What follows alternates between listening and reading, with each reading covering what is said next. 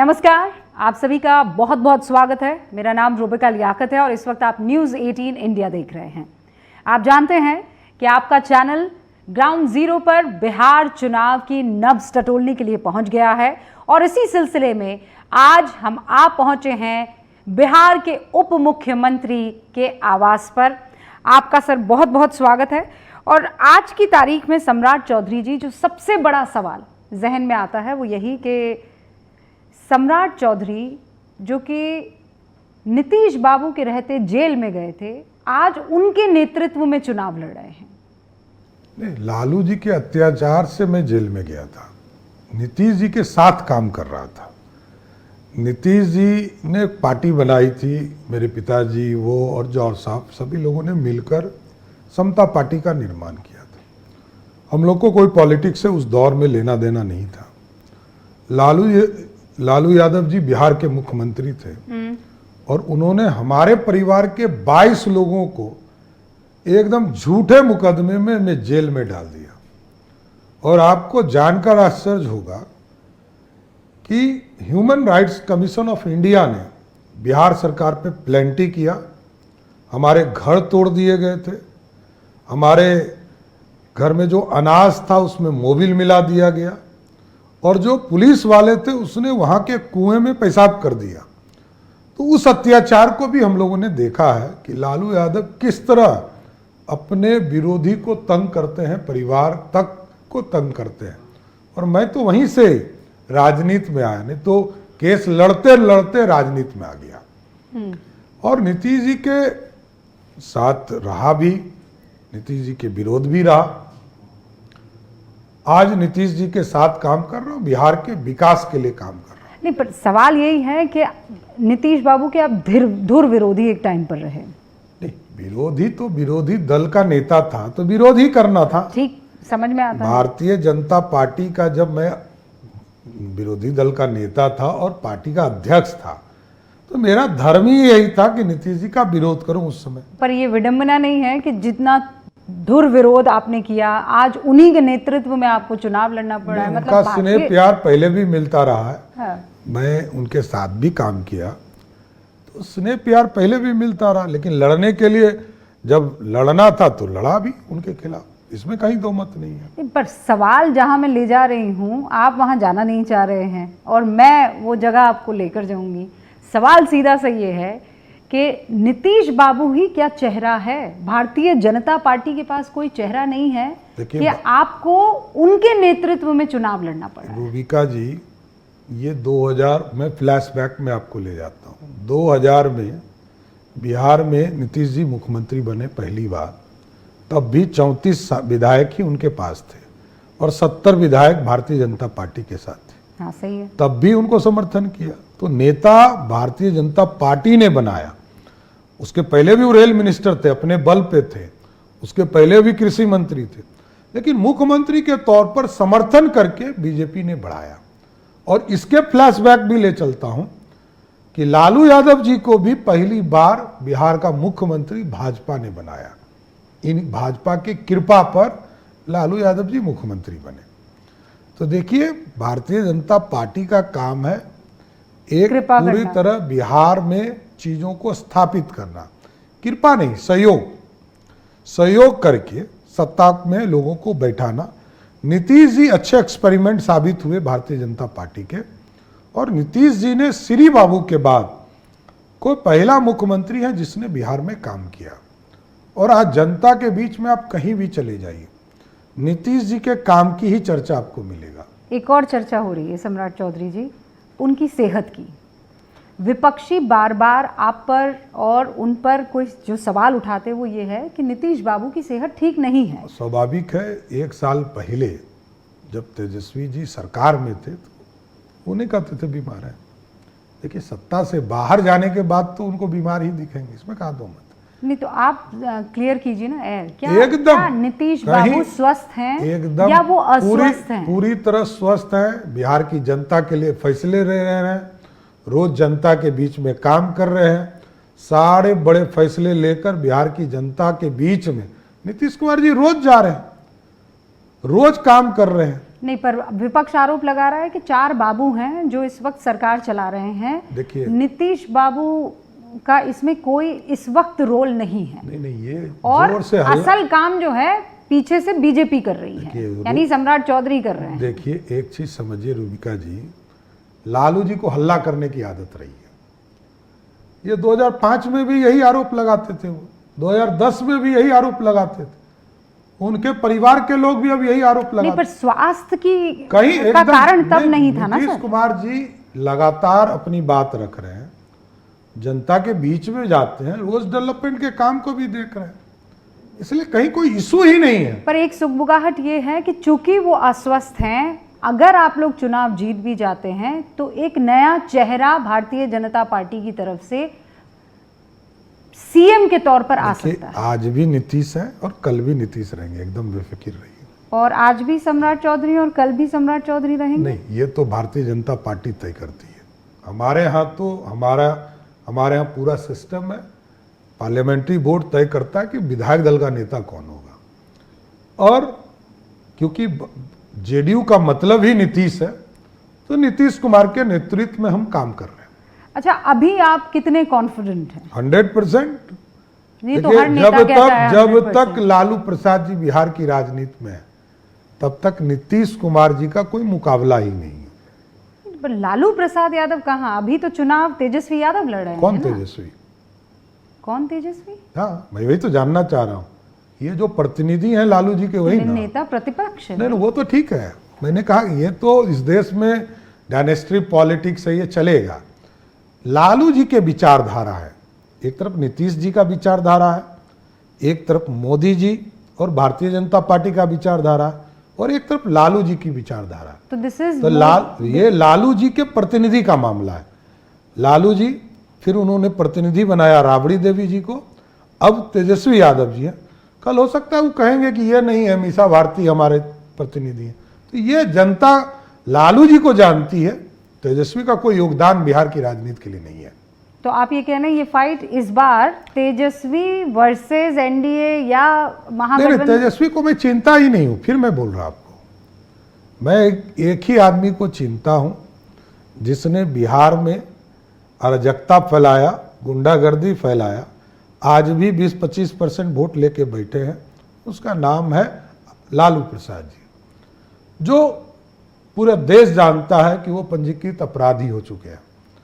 तो जिस पार्टी का नेतृत्व ही एक पंजीकृत अपराधी हो, चारा चोर हो, तो उसके बाद कुछ बचता नहीं है। नहीं, पर वो आप पर ये आरोप लगाते हैं कि आपके पास कोई चेहरा नहीं है। नहीं, चेहरा आप चिढ़ते हैं इसीलिए नहीं, लालू प्रसाद यादव और उनके बेटे पर एक आरोप। चीज बताइए, चेहरा क्या होता है? हमारी पार्टी का जो अध्यक्ष होता है वो बड़ा चेहरा होता है, विधायक दल का नेता होता है वो चेहरा होता है, और हमारे यहाँ 282 सांसद जिताने वाले लोग हैं, हमारे यहाँ 303 सांसद जिताने वाले लोग हैं, और आज भी 240 सांसद भारतीय जनता पार्टी। तो मोदी जी का नेतृत्व है हमारे पास, और प्रदेश में ये कोई बपौती की पार्टी नहीं ना है कि बाप चले गए तो बेटा आ गया। यहाँ तो पता ही नहीं है कि कल कौन राष्ट्रीय अध्यक्ष होगा। पर कोई एक बड़ा चेहरा तो होना चाहिए ना। जेडीयू के हैं नीतीश बाबू, आरजेडी के हैं तेजस्वी यादव, तेजस्वी नहीं, लालू यादव। आप नहीं मान रहे ना, लेकिन कोई आज नहीं की मानता तारीख में फ्रंट रनर तो तेजस्वी यादव है। बिहार की जनता में कोई नहीं मानेगा आपकी इस बात को। लालू यादव को चिंता है। उप मुख्यमंत्री रहे, बिल्कुल आप ही के कद पर, आप ही की कुर्सी पर 17 महीने बैठे हैं वो। मैंने कहा कि मेरे यहाँ पार्टी की विचारधारा है, हमारे यहाँ पता भी नहीं है कि अगले 15 दिनों में कौन राष्ट्रीय अध्यक्ष होगा, लेकिन 28 साल से बिहार की जनता जानती है कि लालू ही राष्ट्रीय अध्यक्ष है और कल भी राष्ट्रीय अध्यक्ष रहेंगे। तो राष्ट्रीय अध्यक्ष का चलेगा कि किसी मुख्यमंत्री का चलेगा, पहले ये तो बता दीजिए। मेरा गणित कहता है कि बिहार में यदि लालू प्रसाद जी का सत्ता आए तो 1 नंबर पर मुख्यमंत्री लालू जी होंगे, दूसरे पे राबड़ी देवी होंगी, तीसरे पे मीसा भारती होगी, चौथे पे रोनी आचार्य होगी, 5वें पर तेज प्रताप होगा, और 5.5वें पे तेजस्वी होगा। आपने तो एकदम 5.5वें पर ला दिया। एकदम गलत क्या मैं बोल रहा हूं? तो ये तो बताइए, चीन कौन रहा है? आप ये कह रहे हैं कि परिवार के भाई बहनी आपस में लड़ रहे नहीं, हैं? आप देखिए, लालू जी है, लालू जी नेता है, राबड़ी देवी को भी बिहार की जनता ने देखा। आज ही लालू जी के खिलाफ आप लोगों ने निंदा प्रस्ताव जारी नहीं, किया है कार्य समिति वो में। तो अपमानित उन्होंने किया। वो कह रहे हैं भाई हमारा क्या दोष, अरे तो माफी कार्यकर्ता- मांगो, कह माफी रहे क्यों दोष नहीं ही मांग? नहीं, दोष ही नहीं है उनका। अरे वो ये भाई कह रहे हैं। गजब, आपके सामने यदि बाबा साहब अंबेडकर का अपमान आप स्वयं कर रहे हैं तो माफी क्यों नहीं? कह रहे हैं उनकी तबीयत खराब थी, उन्हें थोड़ी पता और था। स्वाभाविक है, जेल से आने के लिए उनको बेल चाहिए। इस देश में जो अपराधी होते हैं, ये क्योंकि आदतन अपराधी हैं, पहले चारा में थे, अब रेलवे के घोटाला में है, तो ये लोग जेल से बाहर निकलने के लिए बीमार हो जाते हैं और जेल के बाहर आके पॉलिटिक्स बतिया रहे हैं, रोज हल्ला कर रहे हैं, रोज बेटी का चुनाव प्रचार लड़े, तब भी जनता ने हरा दिया एक जगह पर। तो देखिए, स्पष्ट है ये लोग दिखाने के लिए कुछ करते हैं, करने के लिए कुछ करते हैं। नहीं तो इसका और ये लोग अपमानित किया है, बिहार की जनता को अपमानित किया है। बाबा साहेब अंबेडकर के उस तस्वीर पर जो भी ये राजनीति चली, अच्छा, उस पर एक चीज आपने बताइए आप निंदा- हमको रूबिका जी, माफी मांग लेने में क्या इनका घट जा रहा तो था? माफी वो कह रहे हैं कि तब मांगेंगे जब हमने कुछ गलत किया। अच्छा, तो वीडियो उन्हीं के घर से रिलीज हुआ कि हमारे घर से रिलीज हुआ? लालू जी बैठे हैं और लालू जी के सामने पैर के पास फोटो है। हाँ, वो तस्वीर हमने दिखाई है, कई वही- मर्तबा वही दिखाई मैं है, कह अभी भी रहा दिखा रहे रूबिका हैं। जी, उन्हीं के घर से फोटो आई है। नहीं तो इससे आप निशाना कहाँ साधने की नहीं, कोशिश कर हमारा रहे हैं? सिर्फ ये कहना क्या है कि आप- ये लोग तानाशाह हैं, क्या आप ये लोग कांग्रेस की तरह तानाशाह हो गए। हाँ जिस लालू ने तानाशाह के खिलाफ लड़ने का काम किया था, जेल में रहे थे, बेटी पैदा ली तो उसका नाम मीसा रखा, उसी तरह तानाशाह हो गए। नहीं, पर आप कहीं काट ढूंढने की कोशिश तो नहीं कर रहे हैं? नहीं, कोई इनके वो- जरूरत। आप समझिए, मतलब मेरा सवाल पूरा सुन लीजिए। 2024 के चुनावों में 240 सीटें तब आई आपके पास जब संविधान वाला नैरेटिव विपक्ष का एकदम सही सा बैठ गया, मतलब नैरेटिव लोगों के मन में बैठ गया देखिए, कि हम आप अपने- आएंगे तो संविधान बदल मेरा देंगे। स्पष्ट मानना है रूबिका जी, हम जो सीटें हारी हैं, खासकर विशेष कर बिहार में, हाँ, वो हम अपनी गलती से आ रहे, कोई नैरेटिव से नहीं आ रहे। क्या गलती?